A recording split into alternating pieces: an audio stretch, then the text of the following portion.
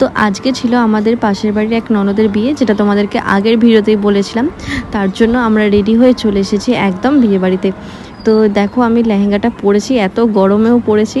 প্রথমে ভেবেছিলাম শাড়ি পরবো, তারপর ভাবলাম যে যখন কিনেইছি এটাই পরে নিই। আর এতদিন পর বিয়ে বাড়ি একটা নিমন্ত্রণ পেয়েছি, সেটা সুযোগ কখনো ছাড়া যায় বলো? একটু তো সাজগোজ করতেই হবে। এন্ট্রি গেট থেকে ভিতরের ডেকোরেশন সবটাই দারুণ সাজিয়েছে। চলো আগে বিয়ের কনের সাথে দেখা করে আসি, তারপর বিয়ে বাড়িটা এনজয় করা যাবে।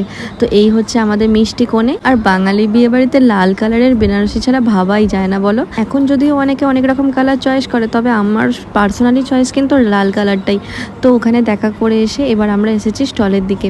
স্টলের আইটেম কিন্তু অনেক কিছু ছিল, কিন্তু এই 44 ডিগ্রি টেম্পারেচারে সবাই কিন্তু এই মকটেল কাউন্টার, দই লস্যি আর আইসক্রিম, এই তিনটে স্টলেতে বেশি ভিড় করছে। তো আমিও এসে প্রথমে একটা লেমন জুস নিয়েছিলাম। আমরা দুজনে খেলেও কাতু কিন্তু জুস খেতে চায়নি, ও আইসক্রিম খাবে বলে বায়না করছিল, তাই ওকে দিতে এসে আমিও একটা নিয়ে নিলাম কুলপি। আর এদিকে আমরা আইসক্রিম খাচ্ছি, আর তখনই বর চলে এসেছে।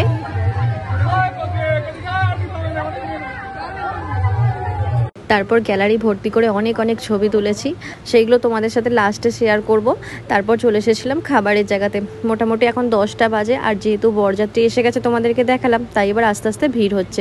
আমরা তিনজনে একটা টেবিলে বসেছি, আর আমাদের ঠিক পিছনেই মায়েরা বসেছে। আর কাতু এবার আস্তে আস্তে বড় হচ্ছে, সবকিছু বুঝতে শিখছে।